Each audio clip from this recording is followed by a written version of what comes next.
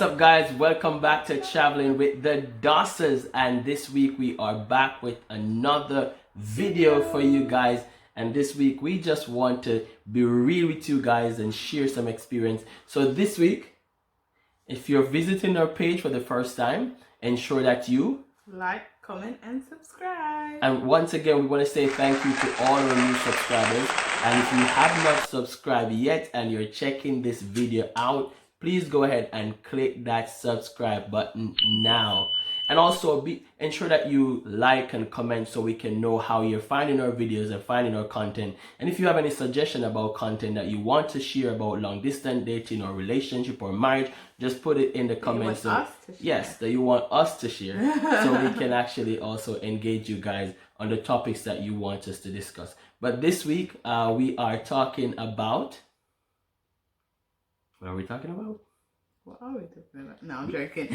Break up to make up. Break up to make up. A lot of people will find this topic very interesting because a lot of people don't really talk about how they overcome from a breakup relationship to making up to eventually getting married and having a family. We had that experience. I want to be real with you guys this week. So stay tuned. So in our long distance relationship video, if you haven't watched that one, please go back and do watch it. But there was a section in it where we spoke about a part of our journey where we said we were going to do a whole new video about that part of the story. So this is that video. So we'll be exploring that section of our timeline where we didn't have much to say about. And here's the reason why. Yeah, so we deliberately left out 2012, long distance relationship video, and that was because during that time we had separated and we weren't communicating much, but we still communicate occasionally. At that time, Kalisa was planning to go to America to do her studies, and so within that time, just to backtrack a bit, what led to us separating was we had a discussion about our future, and for me, I was at a different about our future. Oh, okay. We're a discussion about our. That's what I said. I said our future. Oh, okay. Yeah. We're a discussion about our future, and Kalisa and I were at different places in our life. At the time, I was just finishing up training, and I was thinking about building my future, and we had a discussion about marriage. And I can recall at that time I was like, I'm not ready for marriage. I mean, I was quite young. I was like maybe 21 thereabout. Yeah, about 21. We had a discussion about marriage, and she was like, well, if it is that I'm going to be wasting my time in a relationship, it might be best that we kind of just discontinue the relationship at that time. Shattered, of course. Yeah, it was just. I was feeling some bad vibes anyway from I was in training because the distance was kind of starting to cause relationships to get very rocky. We weren't talking much, and I guess when I finished training, I wasn't at that place where I was ready for a commitment, marriage, relationship leading to marriage at that time. And she was like, you know what, I'm not gonna waste my time. So yeah, that's basically know what you want. So yeah, that's basically. It's not that I wasn't at the place where I want to settle down, but I wasn't ready for marriage at that stage. And it's good to be true to yourself as a man too, because I could just be going on, leading her on, and I'm not at that place where I'm ready for the commitment. So I would say to the brothers out there, if you know you're not at that place and the female wants to be at that place, be real with her and just let her know that, you know what, I'm not at that place. And if it's God will, it can work out, because for us, I said at that time, this is not the end, because I felt like there was something more, but it was a decision that she was ready to just say, you know what, I'm not ready to continue this long distance relationship without knowing the end result. Yeah, for me it was more, I don't know, we were both Christians, young Christian couple, and I didn't see the sense of prolonging a relationship if it didn't lead to marriage. I just didn't see the point. And to make it even worse was that we were in two different countries, so it was even a longer stretch, if that makes sense. So my mindset was, we were talking all the time, and then when he went into training we didn't talk as much, so it got to a stage in our life, we were like 2 years in maybe, and you know, it becomes very tiring. And I was like, well, are we going to do this or are we not going to do this? Like, let me know so I can just move on. I didn't want this whole long distance thing back and forth, and it would just go on for years, and it didn't lead to marriage or anything. I could have moved on with my life. And then especially at that point where I was in the transition mode of going to a different country to work, study, I kind of had to gather everything and figure out, what am I doing? Am I going to go to New York and I've still got somebody in Jamaica? Like, so that was my mindset at the time, and he wasn't there yet. He was just like, I'm so young, like, what am I doing getting married I guess now? for me, because the thing about it, when you're an ambitious person, you want to be at a place where you feel secure before you go into a marriage. And another thing, the stigma is that, you know, a young black man would find a woman overseas and just run to get married because of a green card or something, or because they want some status. I wanted to build something for myself. I wanted to have something. I wanted to save some money so I can contribute to my wedding, and all those things was going through my mind, you know. So I was like, you know, this is not something I'm gonna rush into. And at that stage we were at different points in our life. You know, I had just finished training, or just going through training. Yeah, I hadn't gone to uni yet. Yeah, I hadn't gone to university. Yeah, she had finished university. So we at different stage in her life. She was qualified, had so much going for her, thinking about the next chapter in her life. And I'm just that guy, just starting out. Starting out. So I wanted to have something for myself. And I think, you know, if you're an ambitious person, it's natural to feel that way. Other people go into marriage, you know, I'm not saying it's wrong. You can go into marriage without anything, and it works. But for me, that wasn't what I wanted. I would say it's not just being an ambitious person. I think, well, from a girl, and you know, us girls, we talk. It's like a common thing that we go through as women with men. So with men have that kind of providing nature.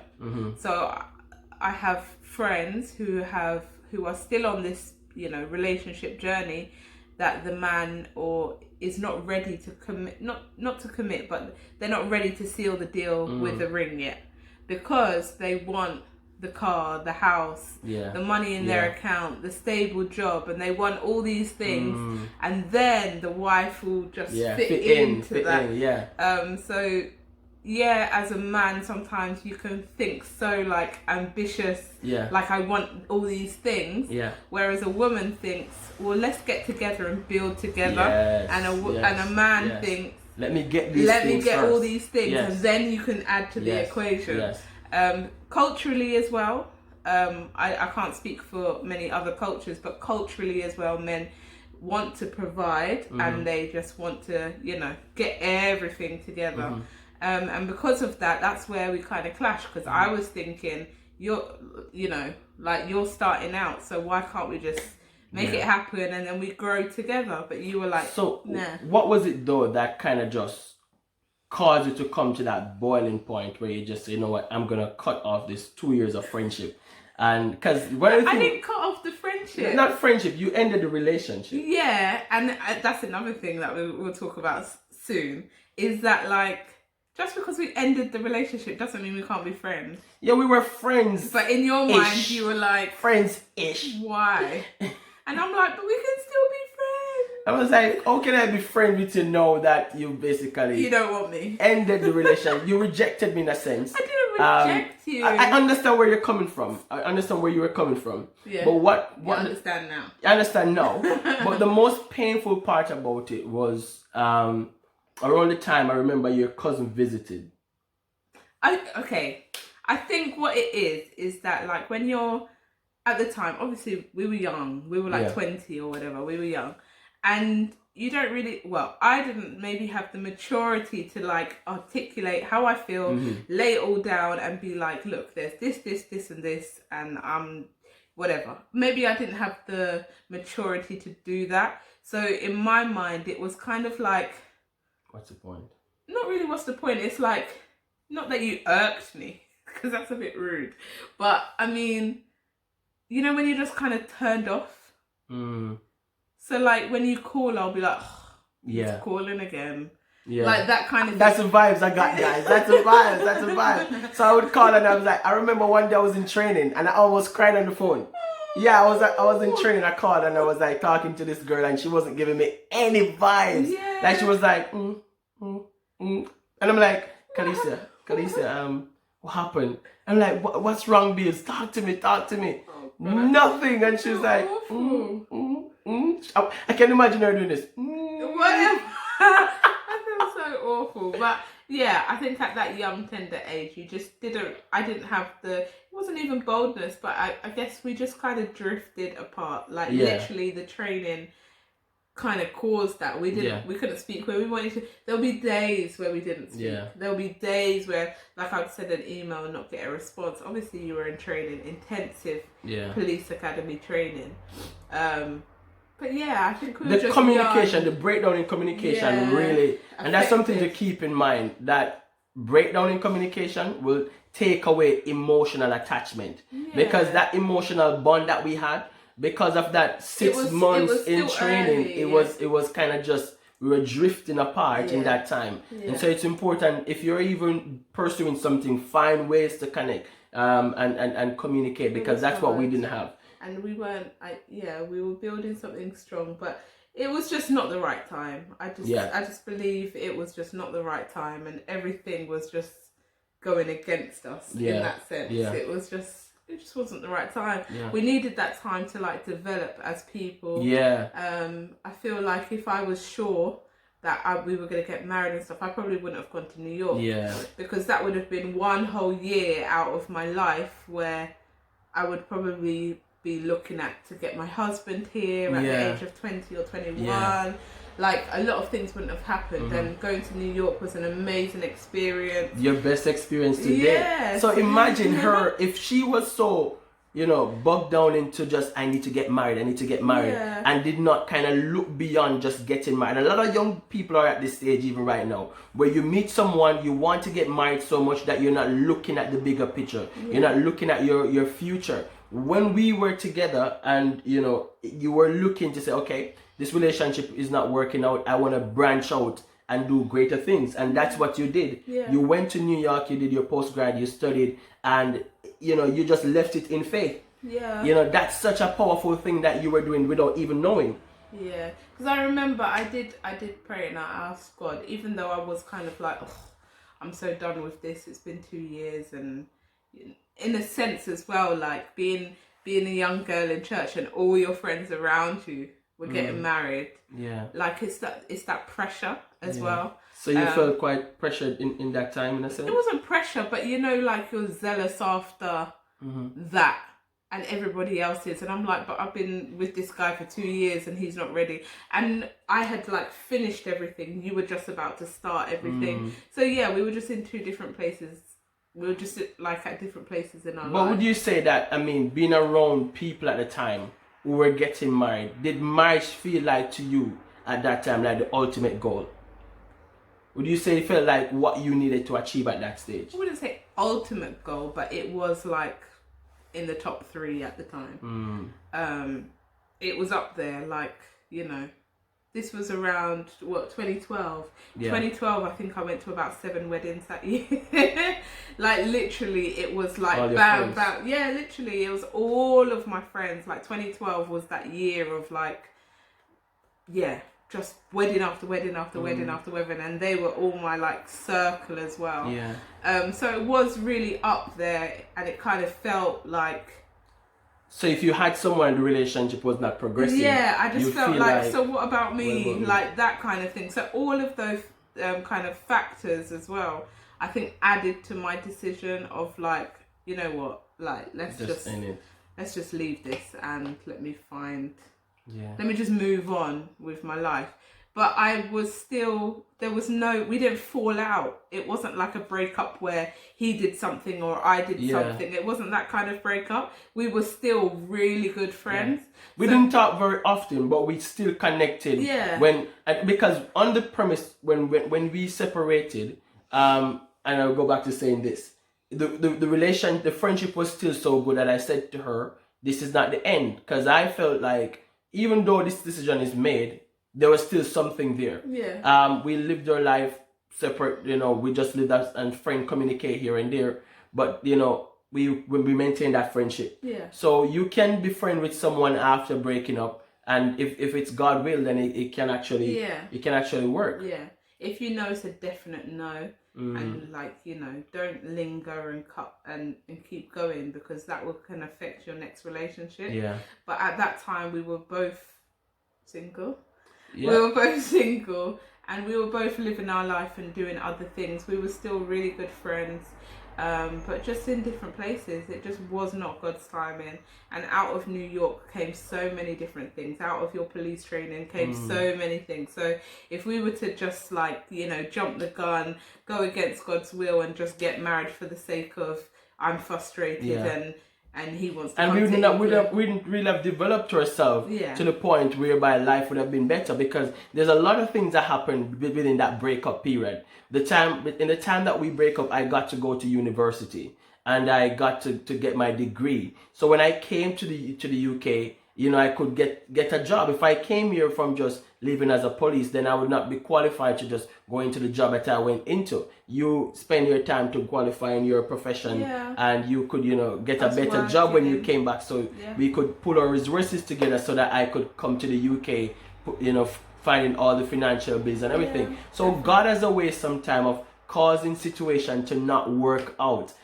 So that He can make the situation even better. And that's why tonight it's break up to make up, because if God is going to break something, I believe that God deliberately intervened at that stage. Yeah, definitely. And as I was just saying before, I remember praying before, because although we weren't talking and I felt a bit how I felt, I remember praying and asking God, am I doing the right thing here?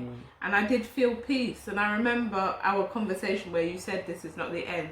I said, to be honest, I feel at peace with this decision. And you were like, this is not the end. And I was, after when we started to speak again, I was like, why did I feel that peace if it wasn't? But it wasn't, it was the peace of, it's going to work out. Like that kind of peace.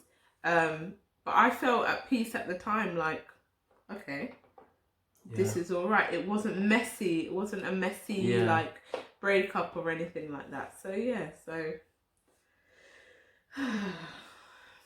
2012. So that was a difficult, very, very difficult year for us. 2012. That separation period. I think the latter part of 2011 going into 2012 was a very, very difficult time for us in our relationship. And that was where basically I believe God intervened. And the relationship stopped there. But God also had a plan for it to start. So what we want to talk about tonight really also, for those people who might be in a relationship that is not working out, do you stay in that relationship and fight to keep the relationship when it might not be the right timing, or do you end the relationship with the view that if God is in this, it can work out? Because there's no point in actually trying to fight something that is not working.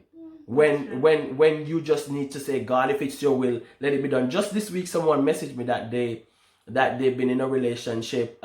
They met someone, they prayed about it, and they feel like God wanted to work out, but the relationship is not working.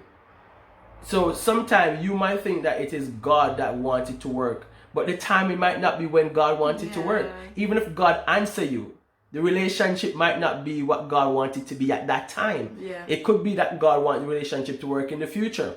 So not because you might have gotten some kind of indication from God that this is the person for you, it doesn't necessarily mean that that's the person, that's the timing that God wants the relationship to work. Because it took us 2 years after, a year and a half after, or something like that, before we connected back and know that this is what we wanted. So that gap in between allows us to find ourselves, discover what we wanted, and we got back together. All right, guys, so it's for us, it's been a very interesting journey, and many people might not have our experience. Many of you might have gone through breakups and you think that that's the end, but I can tell you, if a relationship is meant to work out, breakup is not the end. You can break up to make up, and as in our case, it brought us back together, that breakup period.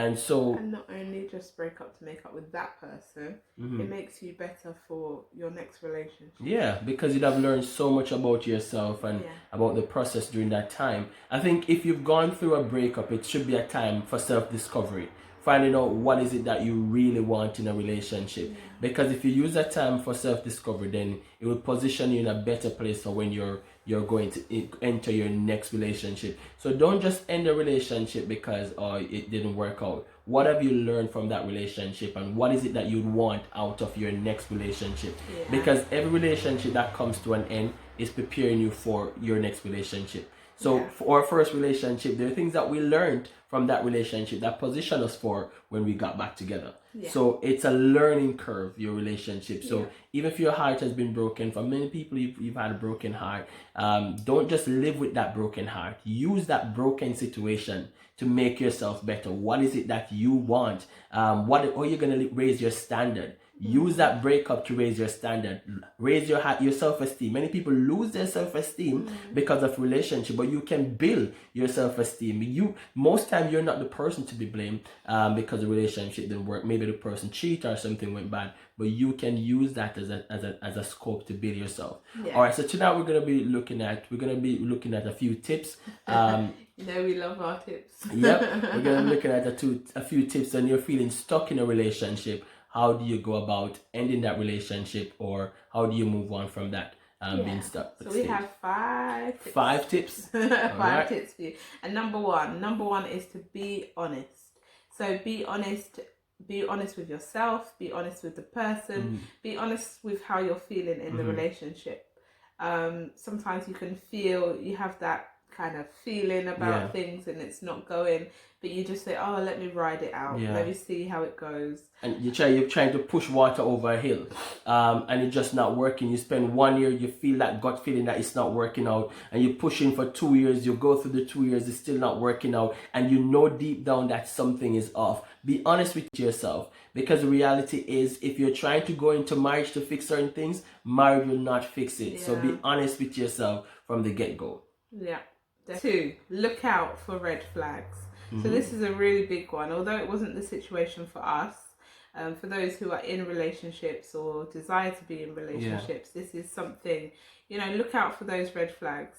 In all honesty, in our relationship, I did try to, I looked so hard for red flags, and I tried to throw them his way by testing him with things that I would say, just to see what his reaction would be. But look out for those red flags, because the red flags that you notice now, if they're not dealt with when you go into marriage, won't change. And especially if you see them there and you tolerate it, or you kind of just push it to the side, when it comes up in marriage and you're going to go off about it, it's not the first time you're seeing it. So the person, the person has all right to say, but you knew it wasn't this. a problem. Because anything you entertain for a long time becomes a habit, and the person would have been, it would have been a norm for the person to do those things. So don't expect it to change in marriage if you haven't addressed it whilst you're talking or dating. Address it, deal with it then, and let it not be a red flag anymore. But definitely those red flags. Look out for those red flags. If it's something that is a complete no. Turn off for you. And don't be so high-minded as well. If it's like a little petty thing, like he... talk about it. I don't know. Like, if it's something like that, then, have a conversation about it, and the person will understand that, not everyone's perfect. Yeah. That I don't like this when you do this, or you don't like that when I do that. It's just a conversation. Yeah, it's just talking about things. Be transparent about your feeling, as we said earlier. Know when to basically just have discussion about things. There's some compromise that has to take place in a relationship. But if you're compromising too much and compromising your entire self, then that relationship doesn't value you compromising your entire standard just to fit in that relationship. So look out for the red flags. Ensure that you're not compromising every values and things that you hold so important to you. Tip number 3. Know when to walk away. Know when to walk away. I think this is a big one in relationships. I've heard people say, oh, we've been together for like 3-4 years. If I walk away now, then I'm not going to find anybody else. Like that's a common thing I've Very heard people common, yeah. say, or you know, oh, I've been with this one and we've already got a child. If I walk away, no one's going to pick me up with the child. However, you're so unhappy in the relationship, you're not, you know, you need to know when to walk away. Or you're early on in the relationship and you just feel like, oh, it will get better. It will get better. It will get better. And then 3, 4, 5, 6, 10 years have passed and you weren't happy, or you knew this wasn't the right path for you. And then you wait until 8 years. And then you break up then. When you've invested 8 years. 8 years that you could have done so much more. And I think walking away sometimes is a perfect opportunity for both persons to know what they really want. Because if you decide to walk away and you really love this person and want the relationship to work, then you will adjust those things that the person don't like, and you know, go back and try to build a relationship again. But don't stay in that relationship if you've been discussing the same things over and over and there's no change. You find yourself in a vicious cycle. Time is going, you're wasting your time, and nothing is changing. So know when to walk away. Especially if you're being abused and treated, being abused emotionally, physically, mentally, you have to recognize that you are to put yourself first. Know when to walk away. It's very important. Yeah, definitely. All right. The tip number 4 is be patient and wait on God. A lot of people think that this is very cliche. Especially Christians. They're like, oh, here again, wait on God, be patient. But the reality is, every great relationship, remember, God made relationship. From the very first relationships that were made, God made relationships. So the reality is, if you're patient, if you're waiting on God, your partner will find you. He or she will find you, or you will find them. So it's really trust the process, you know, love God in the process of all of that, and allow God to have his way. She was in New York and I went to New York to find her. You understand? It's not like she was in England where, you know, I knew where she was basically living. I went into a different country to find her, to reclaim my prize. What? So so you have to trust the process, trust God, because when you think something is dead, God is about to call it forth, like Lazarus in that dead grave. God will call for a dead situation. I hear a lot of people say, like women would say, what do you think, God's going to make the man drop out the sky? Like I honestly do. Like, I know it sounds stupid, but like literally you'll be, you know, traveling, you might be going to a different, and you meet someone on the plane, they're sitting next to you, like, where did this person come from? This is everybody's story. Or you go to an event and the person's just right there. You go to church and the person, you've been going to this church for 25 years, and then all of a sudden a new person walks in the church and you're like, how did this happen? So like literally. But I remember you saying that to one of your friends about 2 years ago. You said to her, your husband is just gonna come and you're just gonna get married like in 6 months. And exactly the same thing happened. She had a friend, the friend just went to a church out of nowhere, met this guy, they got married, have children, and life is alright. And she was waiting to get married for a long time. You just never know when God is going to bring that person. So be patient. A lot of people are losing patience. Oh, I've been waiting. I'm in my 30s. Don't allow society's expectation to cause the thing that you have to push or force the process of getting married. Wait on God. Trust God. She wanted to get married at 20, 21. God did not want us to get married at that time. We ended up getting married a few years after.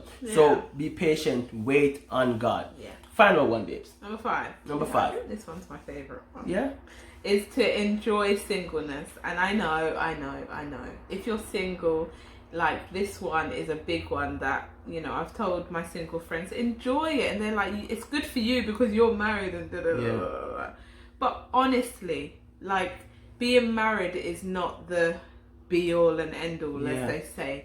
Like, enjoy that time where you don't have to discuss with someone if you're walking through the door. If you're putting on something, you don't have to say, oh, babe, what do you think?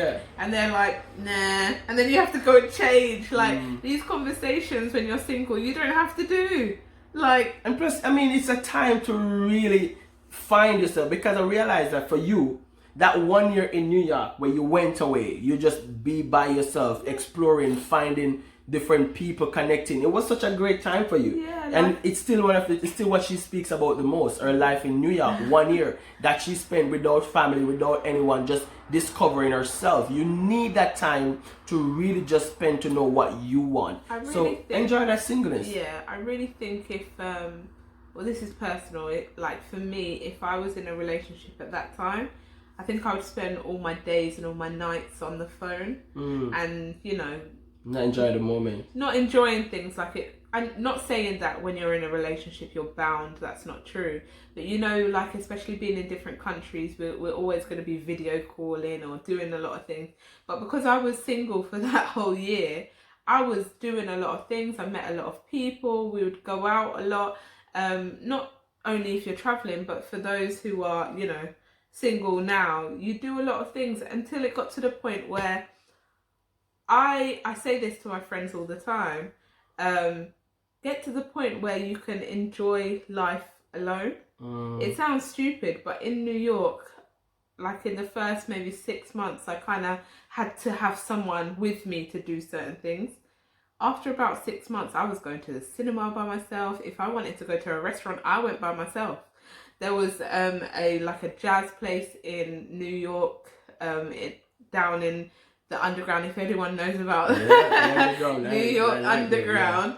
I went by myself because I just said to myself, like, I'm going to enjoy it, especially that experience. I was going to enjoy it. I wasn't going to wait for anyone to come. I enjoyed it and I had a good time. If you want to travel but alone, travel alone. Go to a different country alone. There's nothing wrong with that. I can say for a friend of mine, she traveled alone and she met her husband on the plane. Wow. Yeah. Wow. So, enjoy life, enjoy singleness, and don't sit there waiting. I want to travel Europe or the Caribbean with my husband. No. Go enjoy your life. Do it. Yeah. And then when they come, you can do it again and it's a whole new experience. Yep. Yeah. That's right. So guys, we're just sharing some tips tonight. I mean, as you know, we are not experts in relationship, but we do like to share our wisdom with you guys. If this video resonated with you, if you found tonight video interesting, if you have any question, anything, just drop it in the comment down here and we'll respond to you. We love you guys. Thank you all so much for constantly supporting our page, and please, if you're visiting, remember to hit the subscribe button. Let us help you to build help us to build our page as we try to build you guys. Thank you so much for stopping by. Do enjoy your evening. Anything final words from you, babes? I want to ask everybody, I want everyone to comment and comment some videos that you would like to see.